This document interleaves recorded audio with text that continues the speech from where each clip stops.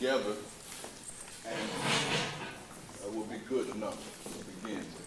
I thought today we will begin to look at the sadhana of recovery. I wanted to restrict this gathering to those who have had the experience of addiction. And one of the things I wanted to address was a kind of self-deception that can occur for those of you who have had an addiction when you achieve sobriety. The moment you stop using, there's always the presumption that somehow you have recovered. Well, the truth of the matter is that you have still not recovered from that which must be recovered from in the first place. So when I talk about the sadhana of recovery, I am specifically addressing the spiritual necessity of dealing with that which predisposed you to become an addict in the first place. And those of you who have gone through the 12 steps and NAs and so forth and so on, couldn't help but notice that there's really only two steps. One, come out of denial. Two, to resort to a spiritual power. All the other steps are simply the unfoldment of that resorting to God, or whatever your concept of God is. So fundamentally, recovery is a spiritual process. Are you following me? And that spiritual process can only begin once you stop using. It doesn't end once you stop using. And so many of you are presumed to think, is this a guest of ours come? Sure. So we're going to talk about the sadhana of recovery. And I'm going to talk primarily within the context of those of you who are on the path. Those of you who are not on the path, well, you're going to have to stretch, quite frankly. The sadhana of recovery. Sadhana simply means the spiritual practice. Sadhana means spiritual practice. So essentially, we're talking about the spiritual practice of recovery. It's a very different thing. There cannot be any recovery if there's not a sadhana, and a profound sadhana at that. Now, it shouldn't come as any surprise to you that all addiction is rooted in ego disorders. You had an ego disorder, fundamentally. That is what predisposed you to become an addict in the first place. So we're going to also today be looking at the egoic basis of addiction.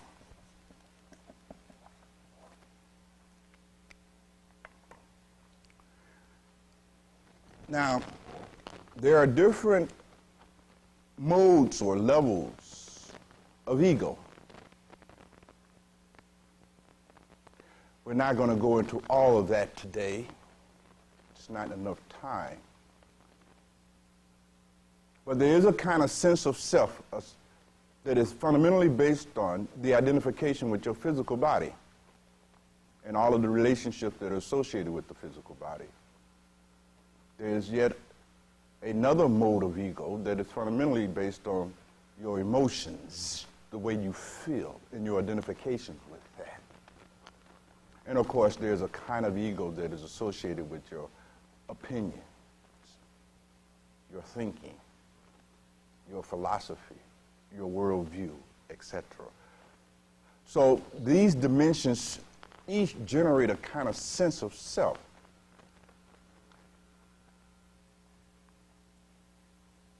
Because it is egoic, by definition, it is a state of suffering, because it is always characterized by some form of seeking. Fundamentally, your addiction was simply a sign of your inability to cope with your own pain. either at the level of your body, your emotions, or your mind. That's all that's really about. Addicts are fundamentally people who do not know how to appropriately cope with their own pain and suffering. Let us have a little discussion about it. Hopefully we will have other occasions together like this, so we're not going to try to exhaust everything in this next hour or so. But I am offering you these considerations and arguments not as something for you to just blindly accept. You must truly understand it. Each of you who have been an addict, looking into that, are you able to see how your addiction arose out of your inability to cope with your own suffering? And it's usually an area of your emotions, a kind of emotional neurosis occurred in you. You got stuck in one of the lower developmental stages. You became self-contracted emotionally. Now, this is really interesting, just to say a little bit more about it to stimulate your minds this morning.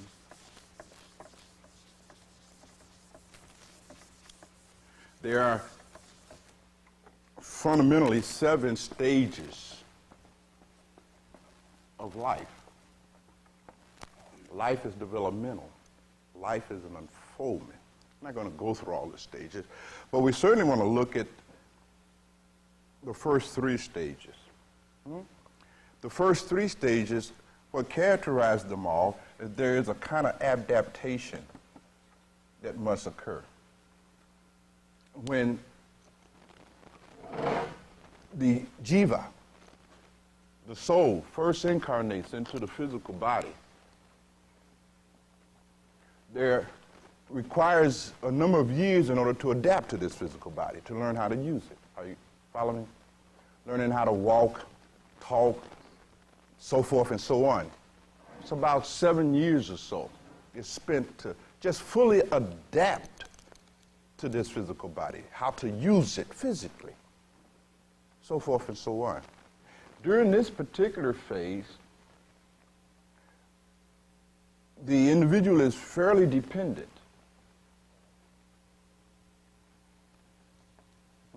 Very dependent, because someone has to help us to walk and teach us all of this, and you tend to be very dependent.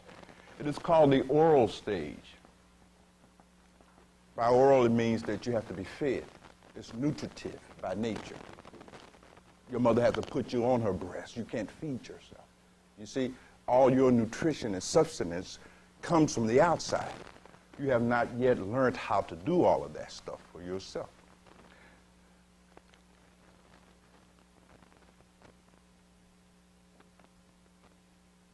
There is a kind of dependency that characterizes the oral stage of development.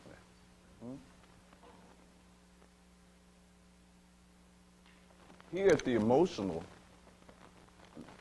level of adaptation, one is now finally beginning to learn how to function independently. But here's where most addicts get stuck. They get caught up in this process of always seeking to be dependent upon others for their nutritive needs, whether they be at the level of the bodies, et cetera, et cetera. Are you following me? Somewhere in your life, you simply became dependent. You became stuck emotionally. You became neurotic. And you are pathologically dependent upon others to meet your needs. That's what happens to an addict. Stuck.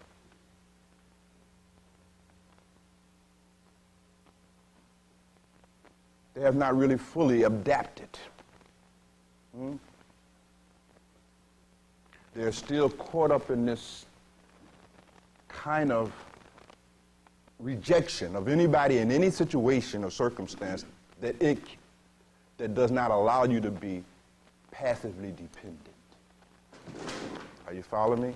You must exclude those individuals from your life on whom you cannot be passively dependent and fed, nurtured, and so forth and so on. And the pain arises because invariably people will start rejecting you. So the first level of pain that you don't know how to cope with is the pain of being rejected, with people not allowing you to remain passively dependent upon them. That's rejection. And the addicts simply do not know how to relieve the pains of rejection.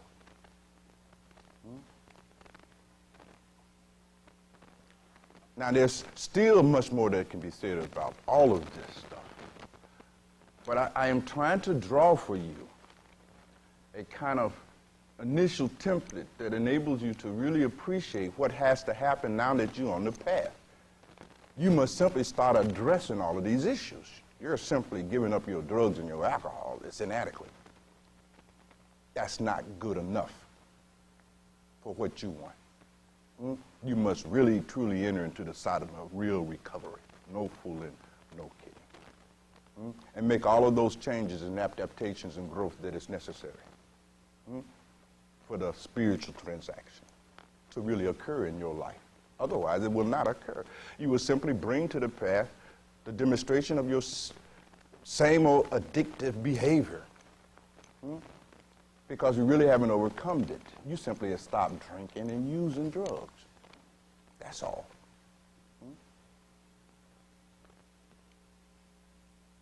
But your addicting ego and that whole mindset is still alive and well and kicking. It's underground, it's covered up, still functioning.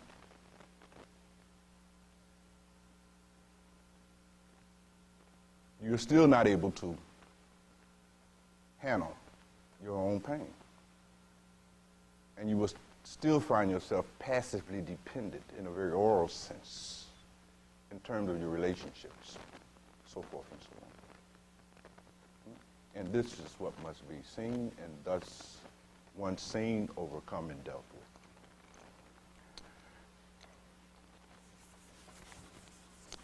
We're going to have a little time to expand all of this. As you all know, those of you who are not new to me, I always try to give you a little bit of a theoretical overview, and then we plunge headlong into it.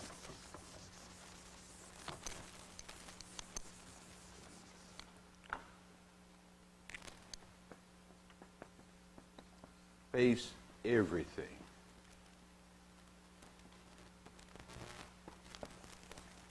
Avoid nothing. Your addiction was fundamentally your attempt to not face anything and to avoid everything that is painful. How are you going to do that? The addict ambition was to somehow live a painless existence. How are you going to do that? Your attempt was to always avoid some level of pain,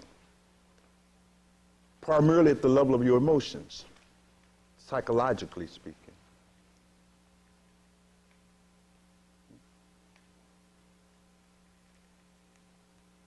And all of your energies went into avoidance. That's all addiction is. It's an escape. So an escape route.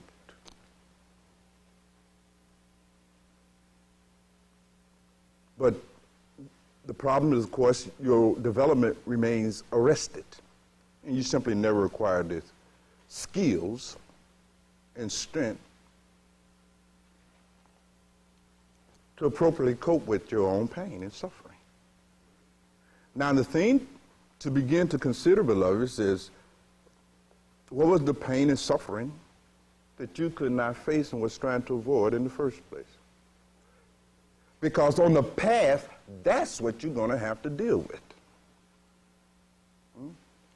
Ordinarily, one of the things you were trying to avoid was responsibility.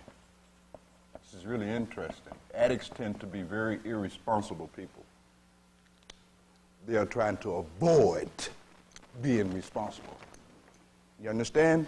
Their whole strategy is to find some situation, circumstance, person, place, or thing, attach themselves to it in a very passive and dependent way to avoid being responsible. The path requires you to be responsible for yourself in every level.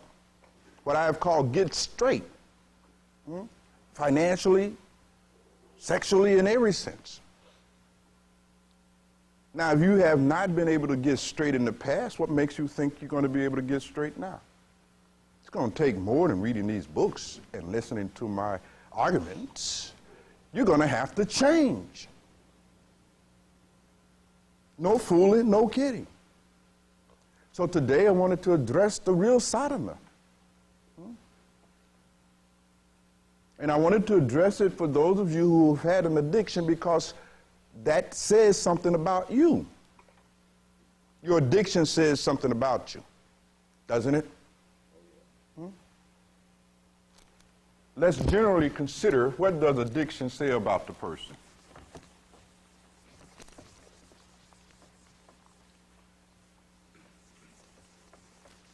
In terms of their level of development across these stages of life. And I'm not asking the question rhetorically. I expect input from you. And certainly, you, in your notes, you should be finding these things out about yourself. Yes, beloved. You get to locate where you were arrested because there's an arrest there. There's something that there's a stage that you got stuck at, and that's the stage where you get to look.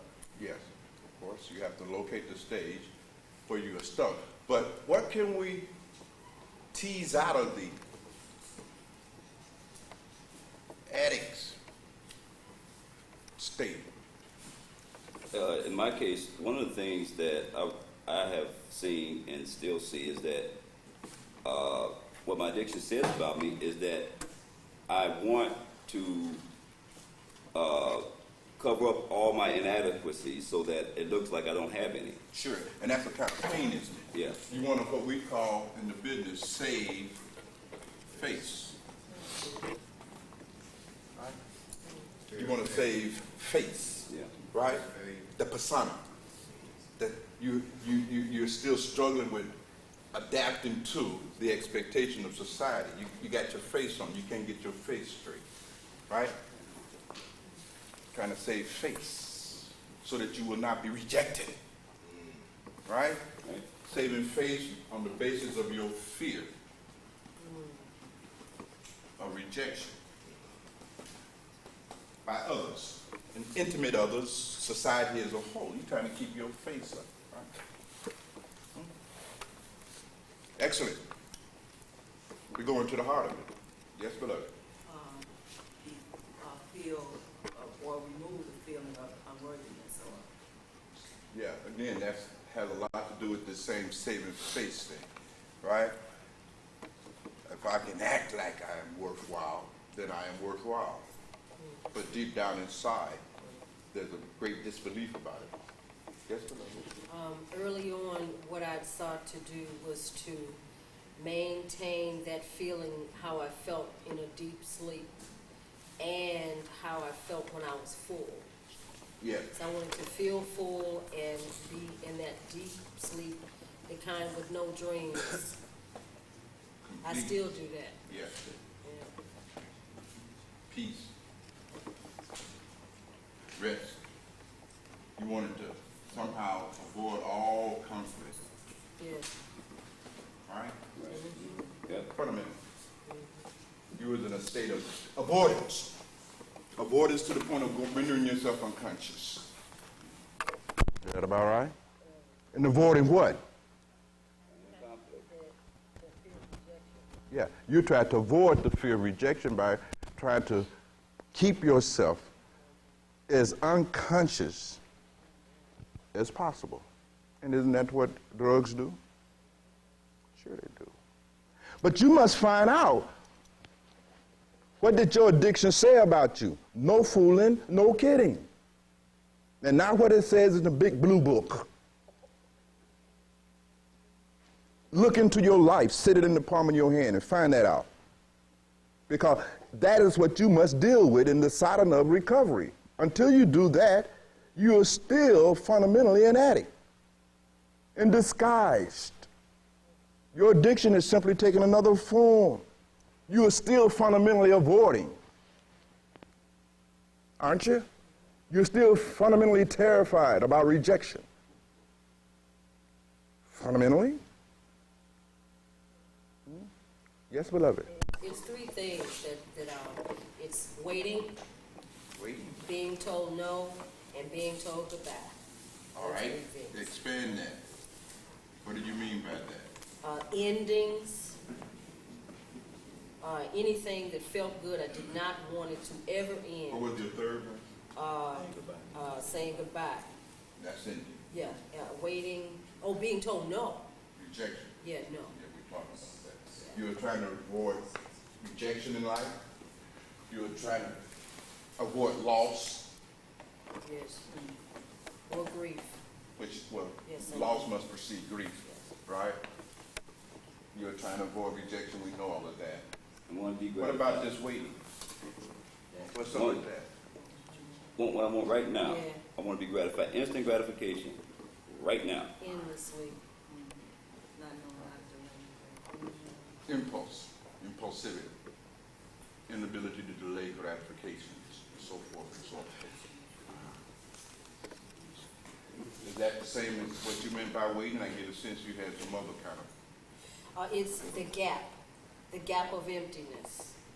The thing that I say that I want is the very thing that I reject. And what I mean by that is that I have experienced on occasion in the gap of nothingness. However, I still avoid it at all costs. But come back, talk to me more about this waiting. What happens when I'm seeking something or ask the question in the time that it takes for it to actually happen. You can't wait, is that what you said? The inability to wait. The inability to Well, wait. that's the same thing that Dr. just Yes. pointed out. You don't have any patience. You lack tolerance.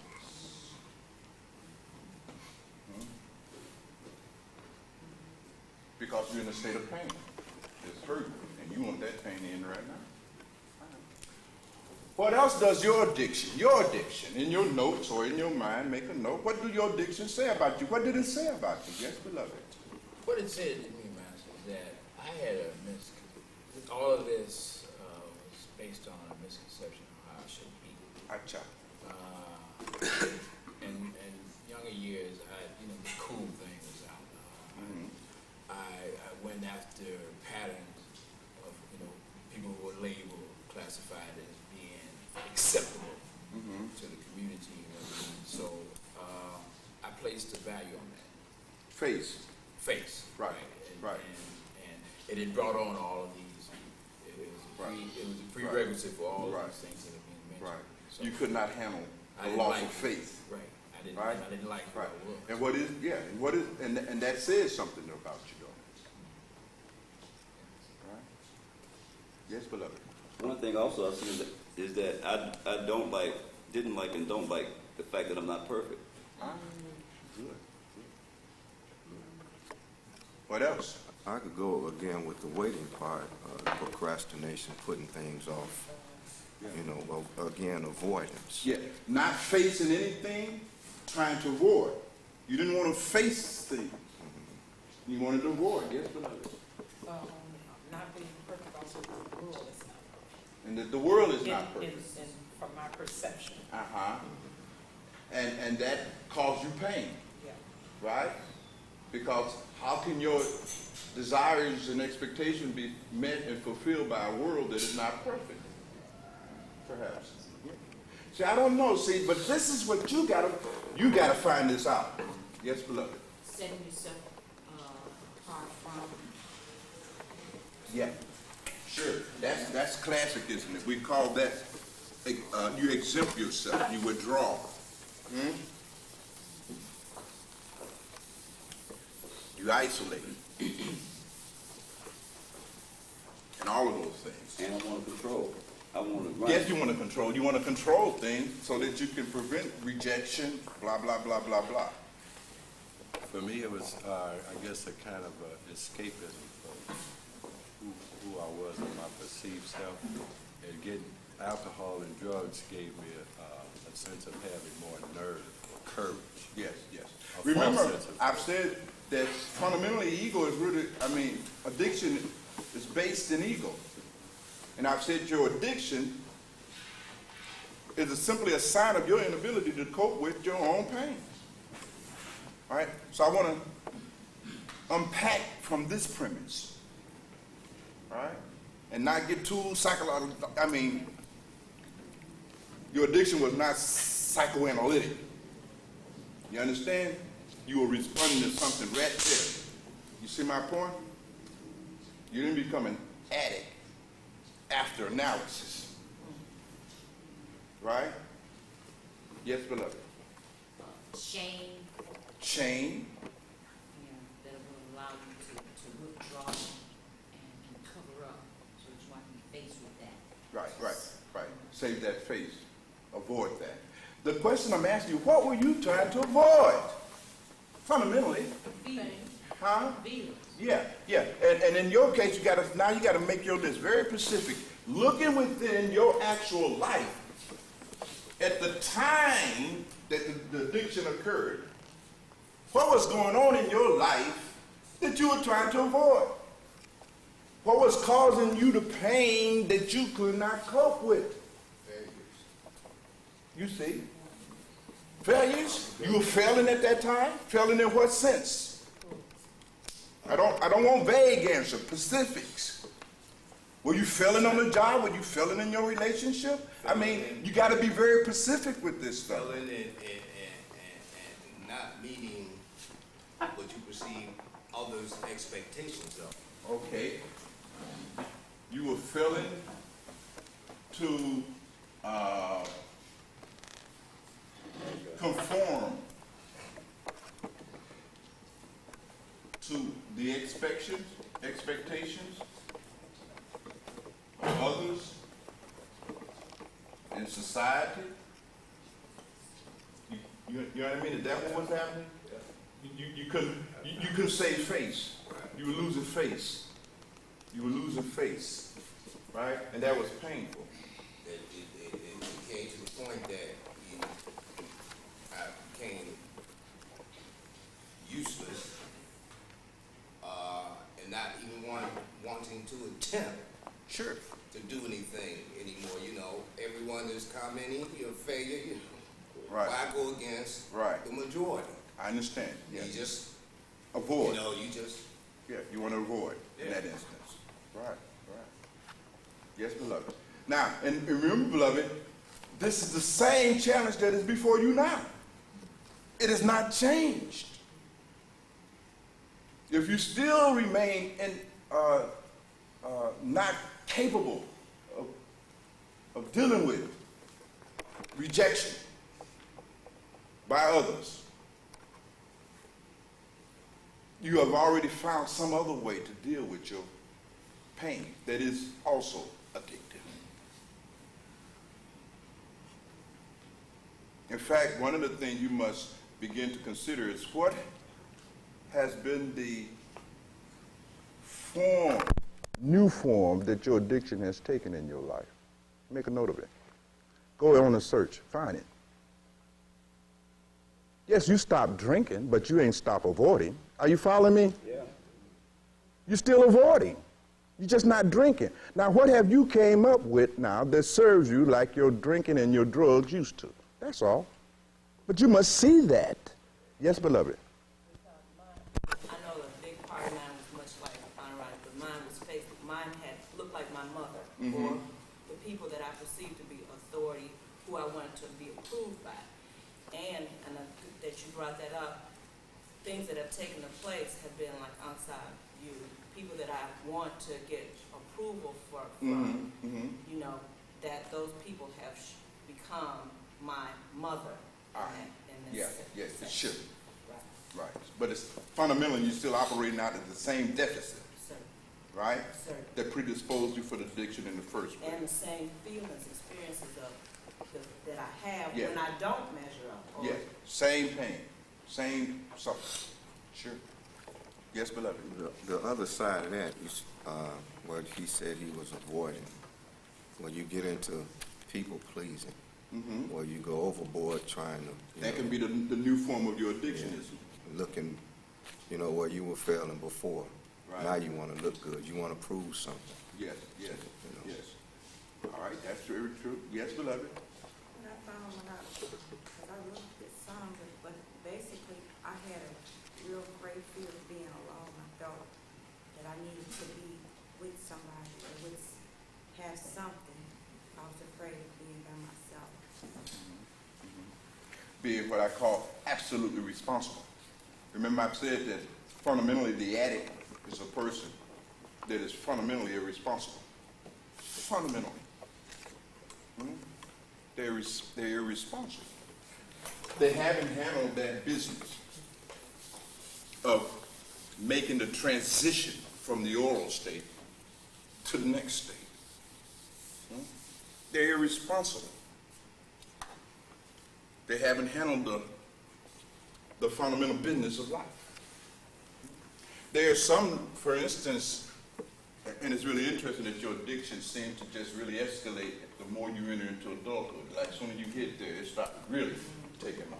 Because in adulthood, you're confronted now, right? Because society is no longer permitting you to be passively dependent, not even your parent.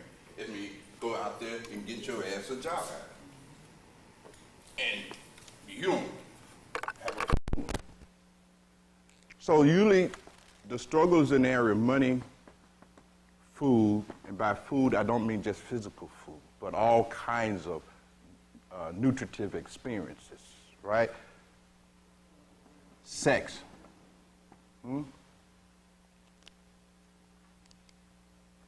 It's very interesting, this one. I have found, at least in my practice, over the years, that there's a very real correlation between how you are sexually and how you are emotionally. They reflect each other. It's very interesting. Addicts tend to be emotionally neurotic. Emotionally, they are contracted.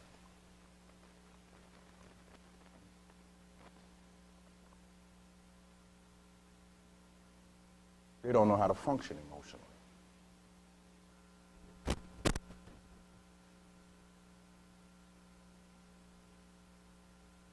That part of their being is not developed.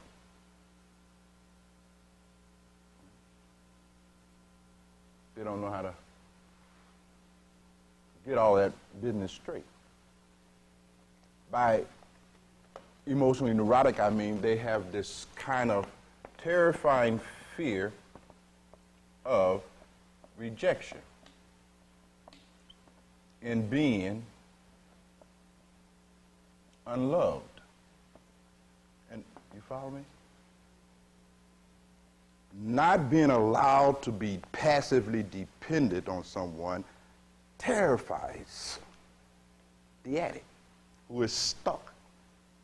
You follow me? And so whenever they are having the experience of being unloved or rejected, they want to punish that person or flee that situation and so forth and so on. You see, they are contracted. They don't know how to handle all of that. And they tend to bring that same inability over in their sex. You see? So their sexuality and their emotionality are reflections of each other. Possibly be that you actually lack any emotions. You got one emotion, fear. What it is, And you have what it no is feelings. the individual has not grown up emotionally. They're still not able to function in a way beyond the oral stages. You follow me?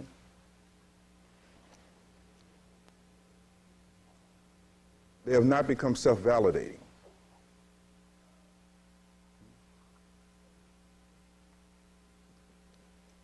They've not become self-validating, and therefore they are dependent upon outside validation.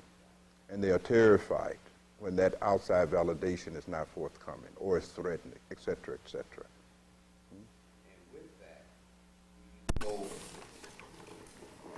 seeking to find some way of being to receive acceptance. Yeah, sure.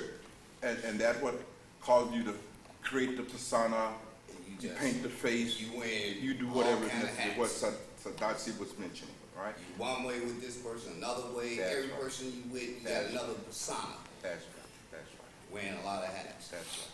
See, this is the fundamental argument that we made, beloveds, when we talked about the necessity to be loved in the midst, whether you're feeling loved or not, that you are obligated on the path to be loving. The addict simply cannot be loving in a context where they're experiencing rejection. That whole impulse is to avoid that. Hence, they have trouble developing stable relationships. That's one of the signs. The moment that relationship becomes unloving, the addict is usually out of there, or they withdraw on the peripheral of the relationship. You see my point? And they come back out in the relationship when the coast is clear and there's love. You see my point? They're always scanning the relationship, monitoring it, and only participating in it if the coast is clear. And that is what the path requires of you. That's why I said that you must get this now, because your addiction already demonstrates that in the past you have not been able to get this. So when you come to the path, and I call you to the radical demonstration of love, in the midst, whether you being loved or rejected, is no longer a valid excuse for your withdrawal from relationship. You won't be able to do it. You have not been able to do it in the past. And you'll be stuck. Are you following me?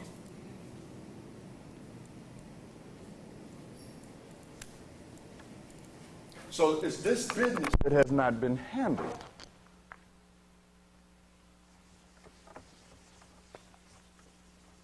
Now, of course, I'm leaving out your biography and your whole history of how you were parented, blah, blah, blah, blah, blah, blah, blah. You know what I mean? I've done that number, right? And so you all know, can get all the tapes and all of that on that. I'm not going to waste time on that. Talk to me about the addict and his money. Gotta have some money, man. Huh? Gotta have some money. Got to have the money, right? And any way to get it. And any way to get it. And won't keep it, that's right. And won't keep it. No. Just get it, just to spend it, Yeah. to get high. Yeah. It's changed. Yeah. I've done And the money that you need for real life, where, you see, because all your money is into your drugging. Yep. But you actually need money for real life, real living. Food, clothing, shelter, rent, car note, mortgage payment. The addict is financially irresponsible for what real life takes. Fundamentally. They must be taken care of in the areas of real life. And when you stop drinking and drugging, very often that scenario don't change. Now you're still financially dependent upon others for matters pertaining to your real life upkeep. Sober, but still dependent. And on the path I call you, you have to get straight. You must become financially responsible for taking care of yourself. Otherwise, you cannot create a context for real practice. Are you following my argument? You must be able to do that business, handle that business. And addicts have trouble handling that kind of business.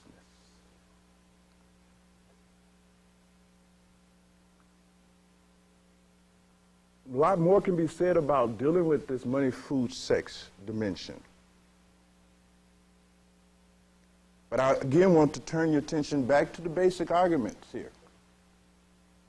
I want you to again stay focused on what is it about what does your addiction, what did your addiction say about you? What did your addiction point out that was undeveloped in you? Yes, beloved. One thing mine continually pointed out was my inability to stick to anything. I mean, I was all over the place. Even when I was using, I followed a different path, well, you know, small little path then. Yes. And even then, I couldn't stick to any of them either. Right, right.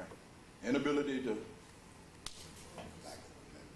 lack of commitment, to be committed, to function. Right. Yes, yes, beloved, and then this sister. Inability to complete, not just follow, but to Couldn't even complete. you know, so you every time you get close to succeed, something would come up. In my case, something would come up to keep me from. I might go all the way to junior year in college. Something comes up. I don't get a degree. You see what I'm saying? I understand. Always something. Always something. Yes, beloved. The inability to feel real love. Inability to feel real love. I like that. Make a note of that. You got your notepad, you write that down. That's a nugget. That's coming to the heart of it. Mahadashi, you had something to say about it, beloved? I was just, from my experience, mine was marijuana. 26 years of using marijuana. So my high was an inexpensive high, but it was a good high. For me, it was all of the above. Responsibility and pain. And I just, when something hits, okay, just don't bother me. That was my scapegoat. Yes. But you said something about it taking another form. Yes. As far as the avoidance, because sex and food. Oh yes, all of that. All of that can get abused. All of that can become replacement forms of your addiction. And that's really what I'm calling you to look at and search out and try to discover what have been the replacement forms of your addiction, right? Because if you have not been able to really deal with the initiating pain and dukkha that triggered the addiction in the first place, then fundamentally you still where you was. Now I really want to drive this point home because it's a subtle one. I don't want you to miss sight of it. I am saying that your addiction occurred in the first place because you could not manage and cope with your own pain. Whether that pain was physical or psychological or emotional or social. But the reality is that your addiction is a sign of your failure, your actual developmental inability to deal with suffering, pain, and when things don't go your way, and so forth and so on. Now, life is still not going your way, and you're still having some dukkha, aren't you? Yeah. All right. Now what are you doing with it? Sexing it up. You sexing it up? That's why he's getting back. I never seen you two sitting near each other. My savior always try to get him some rest.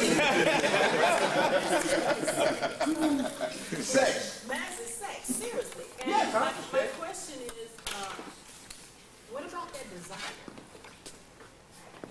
Yeah. What happens to that? You get that desire. Like for me in the past, you get those desires, but for me, from my experience, they come up, but it's my attention. I have to Yes, reverse yes. my Well, you see, that's how people become sex addicts, isn't it? Right? Because that sex now is doing the same thing as the drugs did. Right? It's giving you some way to be distracted from or relieved of this suffering. But it is temporary. So you got to go get another hit. Another hit. Some people, it's not actually the actual sex that occurs between partners. In therapy, what I find most often, the most usual form of this kind of sexual addiction is pornography and masturbation. You see, that's how they do it, right? So like they used to run to the corner, now they run to the washroom or the bedroom, right? And gratify themselves, blah, blah, blah, blah. And then they, until, it, you know, the wave of dukkha rises again. Yeah, work can be that thing. Yeah, work. Sure. But it's performing the same function, isn't it? All right?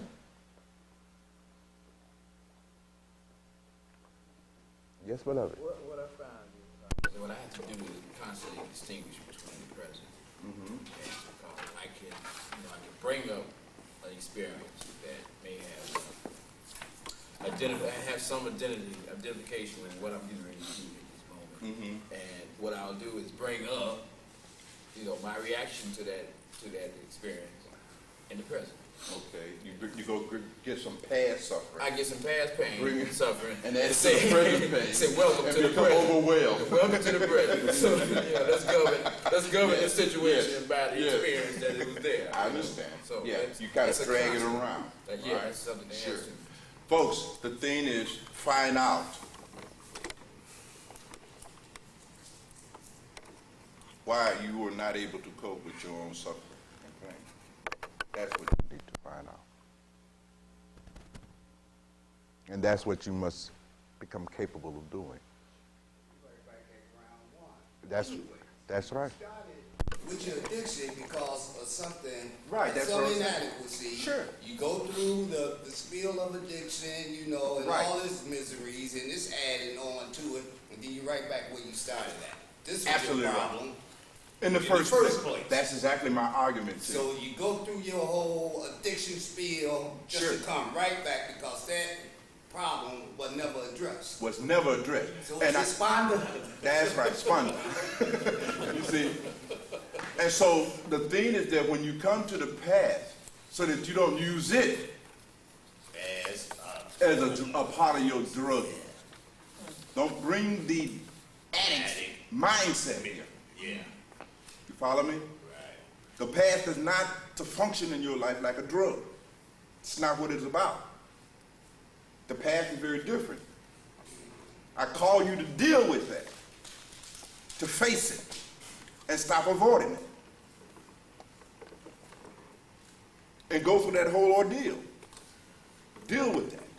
Look at it. Become very cognizant of it. See it. And then deal with that. Otherwise, you would tend to do the same thing with this path. You use it, right, as a means of avoiding. So you'll come to satsang, this become just, a way to, give yourself a little psychological, mental, emotional boost, so forth and so on. A hit. Same pattern. Same thing. You must truly enter into the sadhana of recovery.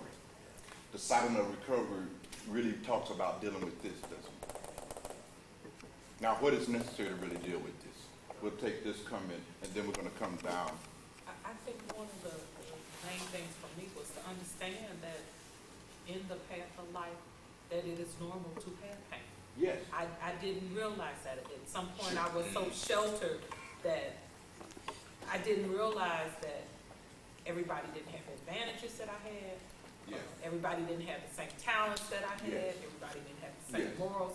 And when I met people that did not fit up to what I thought was supposed to be, it was like, it's not supposed to be this way. I didn't realize that that's really the way it's supposed to be. Right, absolutely. And you were predisposed then to become an addict by the way you were parented.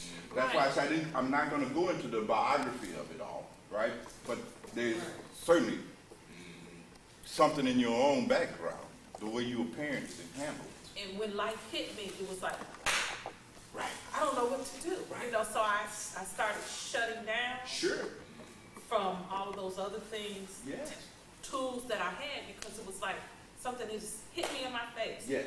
And once I got back to the point to realize that this is the way life is. Right. Once And- you was able to accept Right. the reality of how things are. And that's one of the things that the addict cannot do. That's what keeps them an addict. The inability to accept life the way it is. To accept and see things the way it is. Part of the addiction is rooted in the non-acceptance of reality. This is interesting, isn't it? Yes. Part of your addiction fundamentally arose from your unwillingness or inability or immaturity to accept life as life comes. Right. Yeah. Right. That's right. Steps was to learn to accept life the way it was and to do the best that I can in the circumstances Sure, that I'm in. sure. And that's the normal way to handle life, isn't it? Isn't it? Yeah. But the addict is not normal. The addict is still developmentally arrested. They can't function like normal people. You understand me? Yeah. And even when you stop drugging and drinking, You're not normal yet. You just stopped drugging and drinking. That's all. And yes, you see, in these AA meetings and NA meetings, you know, they get all caught up in this glorification. You know what I mean? They actually think they've done something grand. It's nice. I mean, don't misunderstand me. I'm not diminishing the progress. That's a big step. But you ain't finished, and you certainly are not recovered, and you're certainly not in any way, shape, form, or fashion above average. It's just taking you till you 40 years old to get normal. That's all that's saying about you.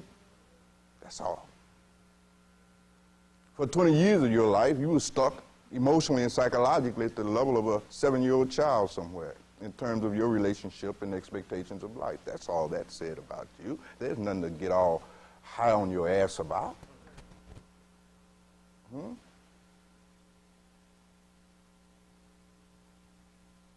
Be that as it may, now you must come back to the real deal here. Now, there's always some aspect going on in your life right now that is you're required to accept and then deal with on the basis of that reality. Is that about right?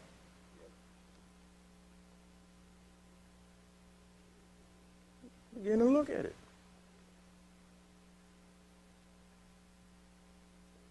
Start looking at that. Are you still avoiding? Are you still refusing to face the reality?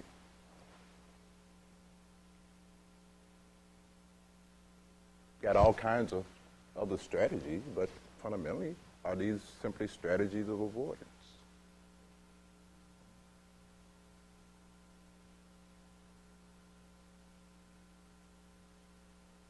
Pain of the psychological variety, and usually of the emotional variety, is not the outcome of any kind of disease. We talk about the disease model of addiction. Well, that's necessary in order to get the insurance company to pay for it. You understand? Your disease is that you're immature. That's your disease. That's about it. You know what I mean? Now, a lot of your agony and anguishness that you encounter that makes up your pain, that makes life painful in the first place for you, is your refusal to accept it.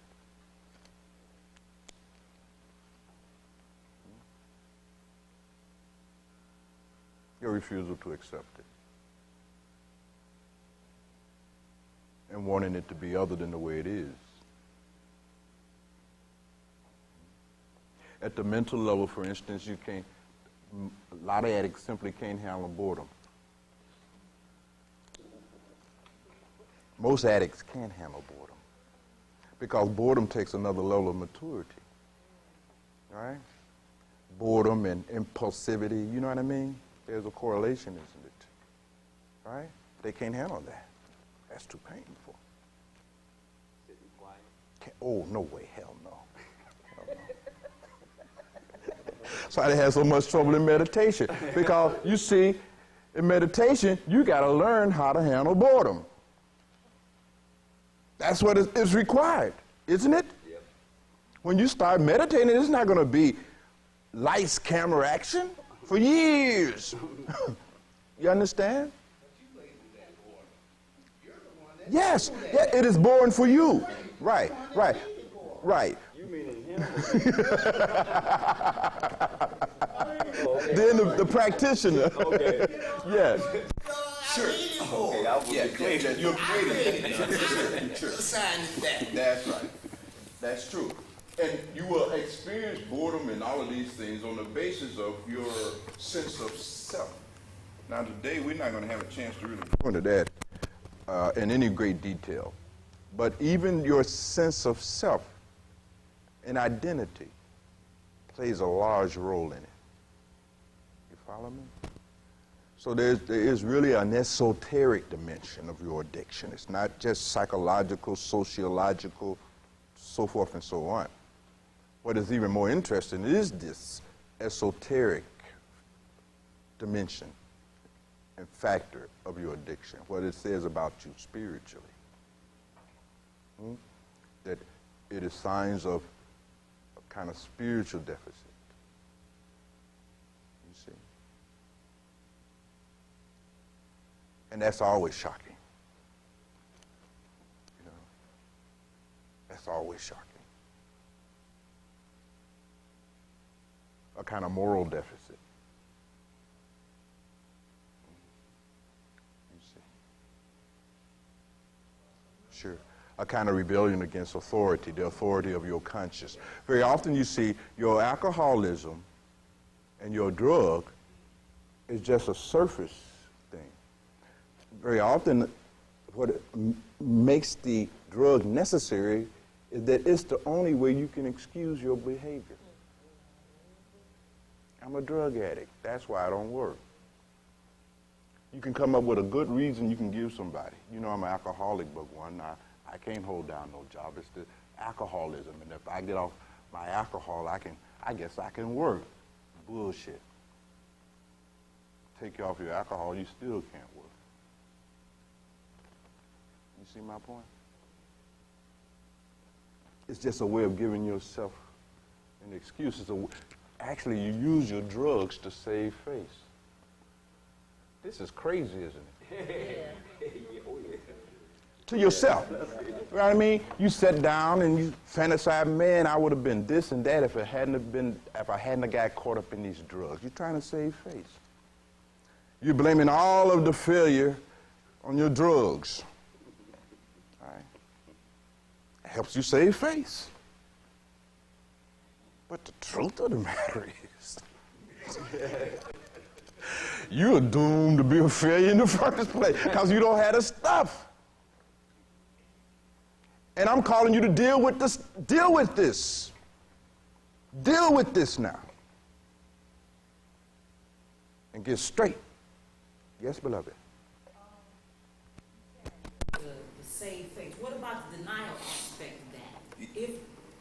Yes, there's another side to it, the denial side. I am simply talking about using it to save face, Using it as a way to make an excuse to emphasize the spiritual and moral deficit side of it. Very often, our behavior that we tend to engage in under the influence of our drugs and alcohol is a form of rebellion against our own conscience. You follow me? It is an act of rebellion against authority in the form of your own conscience. Now, let's say, for instance, my conscience is, and the way I was parented and so forth tells me that, well, I shouldn't steal, right? Well, I am not spiritually and morally mature enough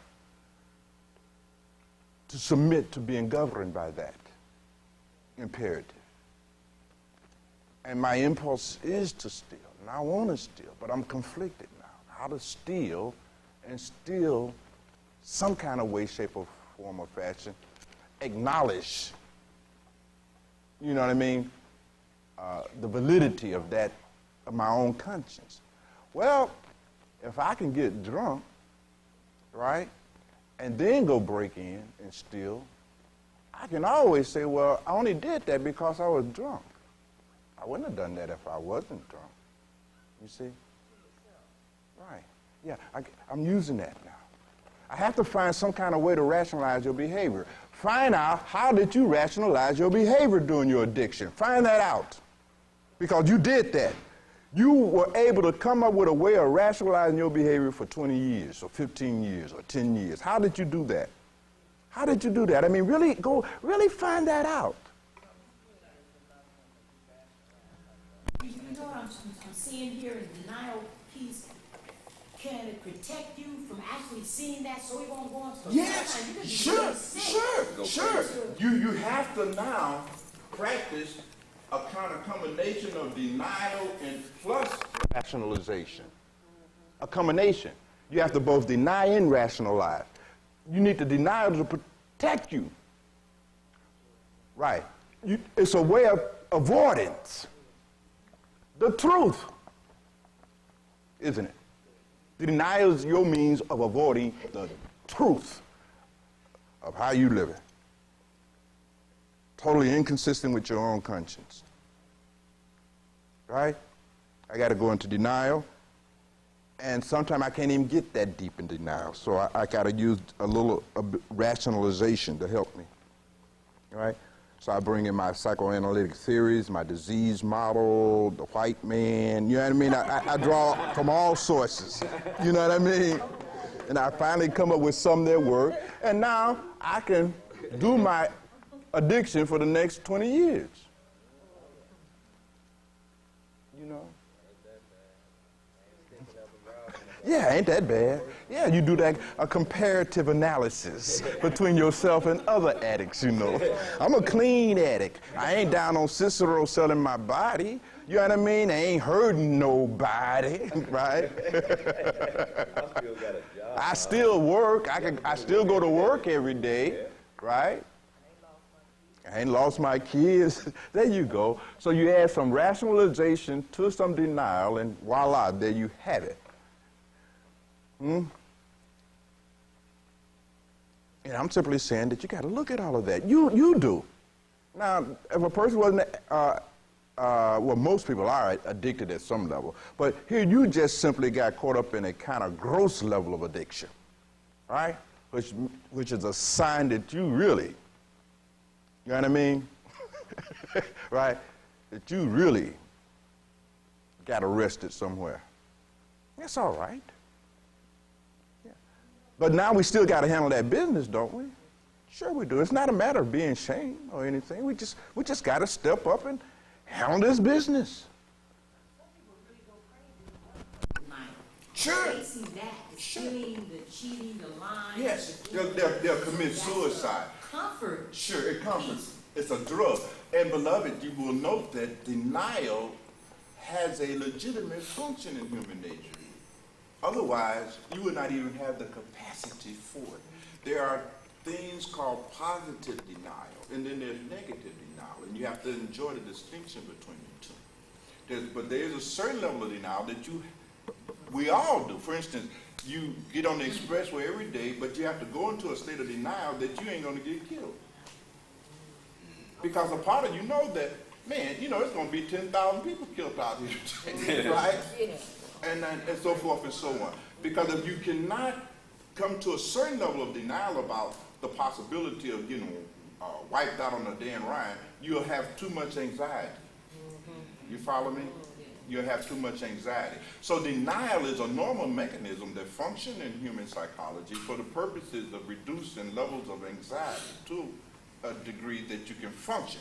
But in the case of the addict, you understand, there's anxiety is so immense because of their fear of rejection. Do you know how terrifying a life lived on fear of rejection is?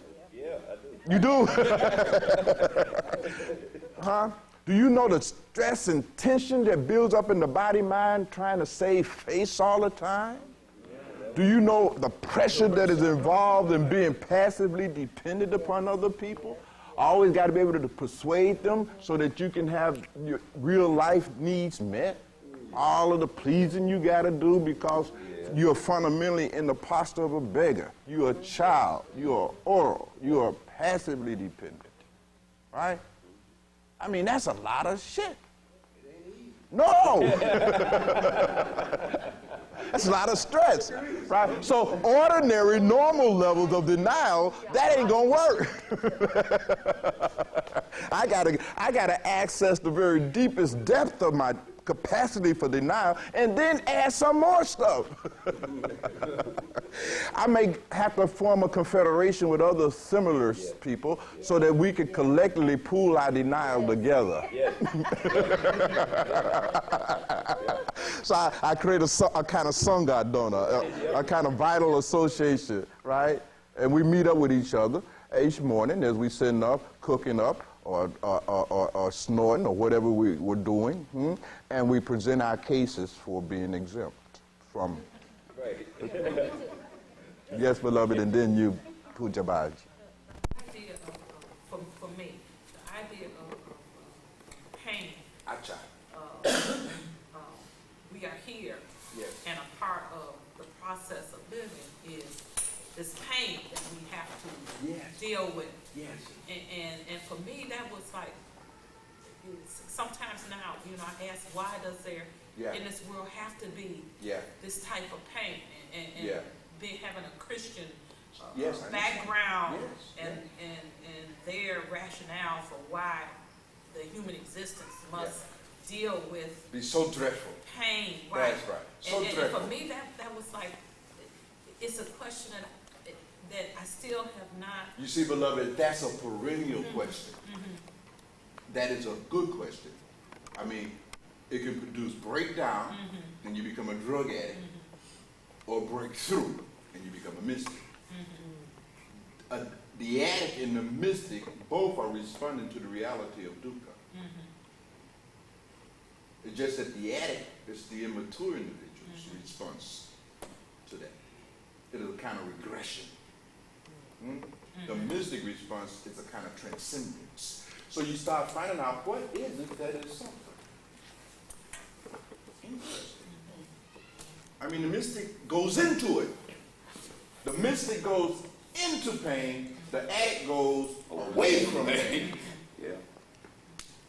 Because pain is the reality. Now, the addict's attempt to avoid pain did not bring pain and suffering in their life to an end, did it? No, it increased it. I mean, were you successful? No. Come on, don't patronize me. You must have been getting something out of it. Nothing? Temporary, but it didn't end anything. No. It didn't end for you, beloved? You know what? I did it as long as I could. Now, I was getting something out of it. I wasn't like these people say, oh, after the first one, I don't get mine. I got every one. Every one. And I didn't drop nothing. I didn't spill nothing. I didn't set none on fire.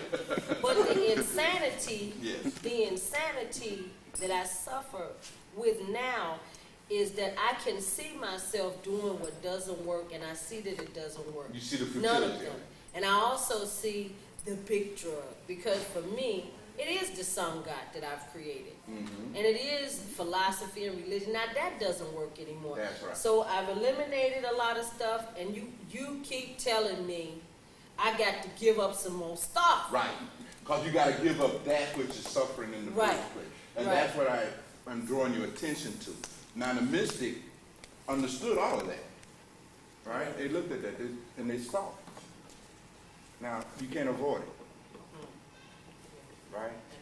Now the addict never gets that. The addict is always operating on the presumption that I can avoid pain. Some kind of way. Some kind of way. There's something I can do, something I can avoid. Some drug I can find. Some drug I can find, some person I can find, some situation I can find, some sex I can find, some book I can read, some satsang I can come to. It is always based on avoidance. That is what characterized the addict mindset. Remember I said that addiction, the basis of addiction is ego. And ego is always about that activity. The mystic is just the opposite. The mystic goes into the pain, investigates it, looks at it, set it up here, and find out, what is this pain? What is it coming from? What are the causes of my suffering and pain? The mystic began to investigate the causes of my suffering and pain. The addict simply runs. And as the mystic, beloved, begins to investigate the nature of their suffering and pain, they begin to see, first of all, well, what is it that is suffering? Is it the body? Well, they start eliminating the body because the body is not sentient. What is it that is the source of the sentience in the body itself? Because the body in and of itself is not sentient. It is not the knower of pain. Right? So we eliminate the body. Boom. Right. Now we begin to look at that. I mean, it gets very interesting. That is what we do on the path. The path is the process by which you deal with this. It is an ego transcending process. It is the ego that suffers. Interesting. So the question becomes, what is ego? I mean, you see my point here? So we go into all of that. But that's a very different kind of response to pain, isn't it? Right? It is a positive response to pain in the sense that one is not negative about it, lamentating like you were. There shouldn't be no pain. Why is there pain? I'm so sick of pain. God, why you make pain? I mean, it's always lamenting about it. Always non-acceptance of that reality. You follow me? And the mystic simply accepts that reality and goes into it and then transcends or come into a very different relationship. Now that takes us into a very esoteric dimension, and perhaps we'll get a chance to say more about it maybe even today. But for the sake of our gathering this morning prior to Satsang, I wanted us to have the freedom to really just sit with each other and just be straight up about this without any reservation, without any shame or any of that. But to really start taking a look at yourself, because after all, I ask that those who are on the path come here. You know, and of course there's other of you who are not on the path, but my primary focus this morning is those who are on the path. You see my point? Because when you come to the path, it means that we got to deal with this now, right? And you can't deal with it in your old accustomed ways.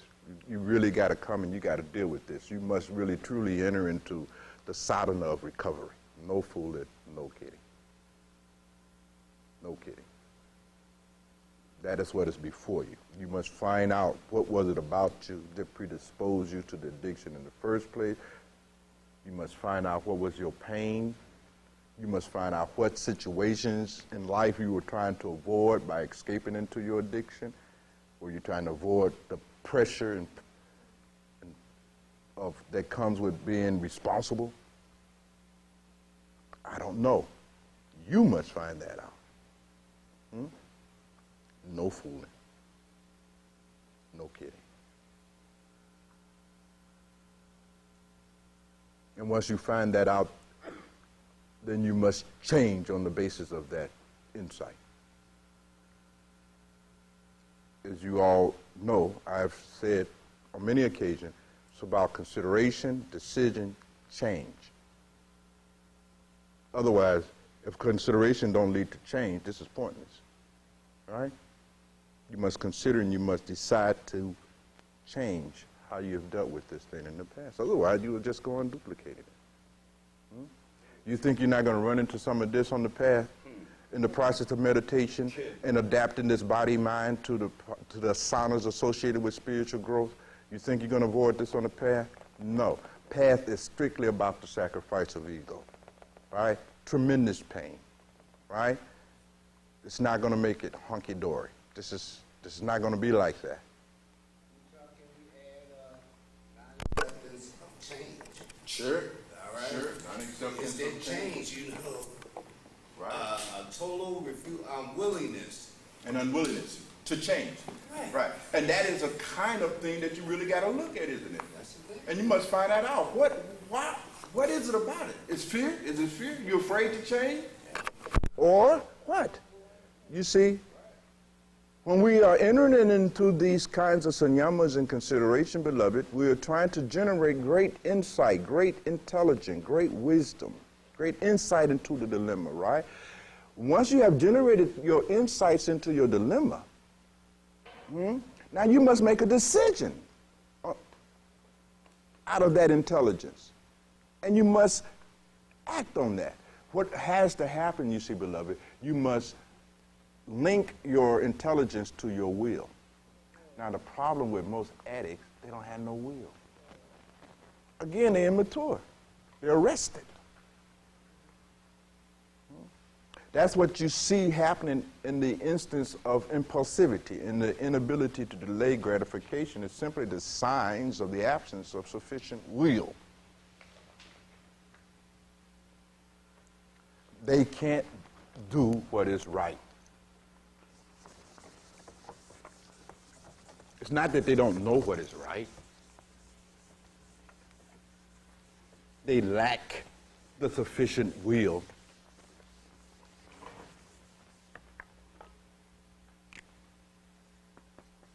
to do it right. Remember the first thing I said, you got to face everything, right? If you just face everything, avoid none, you're going to handle your pain much better. Are you following me? Yep. So I summarized my whole argument in that statement. But you understand what I mean by it now. By this, I mean do it right. Do it right. If you do meditation right, yes, you got to deal with some pain. Of course. But if you are avoidance, you won't do your meditation right. And you won't do it right for the same reason you didn't do anything right. Do it right. You got to start doing stuff right and stop cheating. The addict is a cheat. They cheat. They always try to cut corners. They're irresponsible. They come up with all kind of rationalization for it, but fundamentally, you're irresponsible. You cheat. Do it right. Get it right. Do it right. You must really do it right. That's an act of will, isn't it? You must have the will to do it right. Your intelligence, information is useless without the will to implement it. Please make a note. All them books you read, beloved, is meaningless. Meaningless, because you can't do none of the shit. You can talk about it, but that's just talk. It has no value, no cash value. It doesn't change you. Because you're not able to connect it to nothing. You must have some will. Simple as that. On the path, one of the beautiful things about it, that just the very act of engaging in your meditation begins to give you will. Every time you can get up out of that bed in the morning at 4 o'clock or whatever time it is, go against the tendency to lay there and be comfortable, sit down there on that floor and go through that discomfort, you building will. You recover. That's why I call it the sadhana of recovery. You're practicing.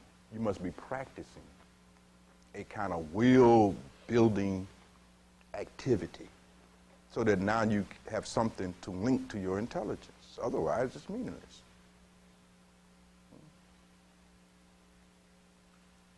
And all that happens on the basis of right understanding and right view. So today we wanted to have the opportunity to stand all of this in the right view so we can see things as they are. Because you're addict, does that mean you're hopeless, folks? No. Of course not. But it does mean you got to work on the path. And you particularly have to work harder than the normal person. You can't afford to drag your ass. You really got to work hard to overcome your inherent deficits. So you got to get clear about all of that. You got to work real hard. You are already patterned to avoid pain. You have already conditioned yourself to avoid pain. You have already figured out all kind of clever ways of using denial and rationalizations in order to avoid that which you find difficult in your life. You perfected it. You got it down to a science, in fact, right? But it ain't gonna go over here. I'm your Waterloo. I'm your brick wall. You know what I mean? And I call you to confront this thing now and really get straight and do this right. Let's do this one right. Anything else to say about it, beloved? We have about 5 or so minutes more. I know we have not even begun to exhaust it, and perhaps if you found this useful, maybe there will be some future occasions where we can also do this again and go to the next level that we will not have a chance to go to today when we begin to examine let me see if I can put this right. What became an addict in the first place? Was that you? Did you really become an addict, or was it something else?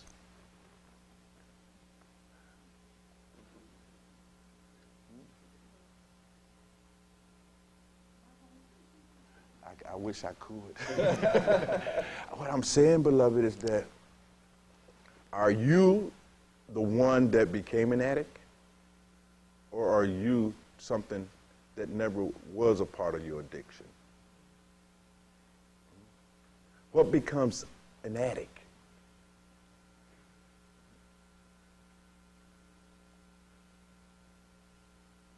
What I'm pointing to now, beloved, is identity, right? Or misidentity. Was your addiction the result of your becoming misidentified?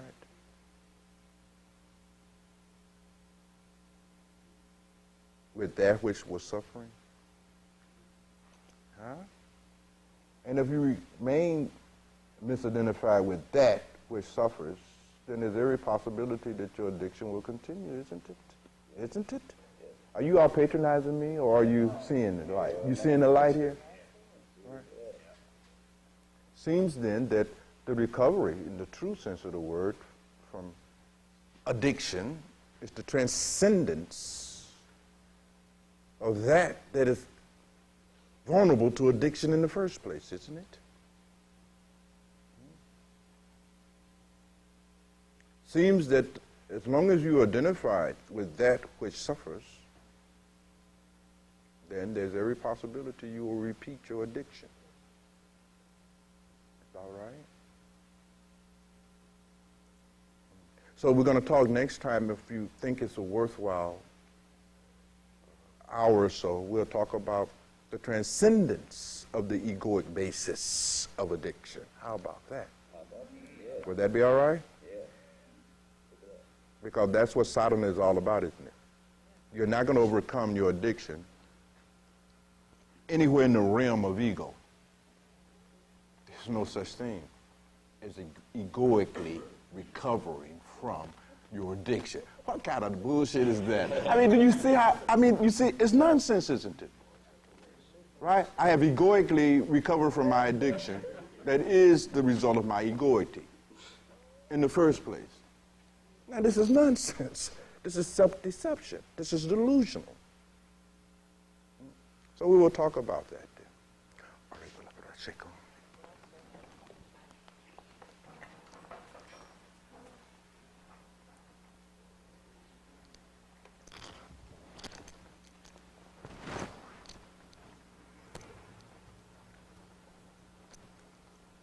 you doing, brother?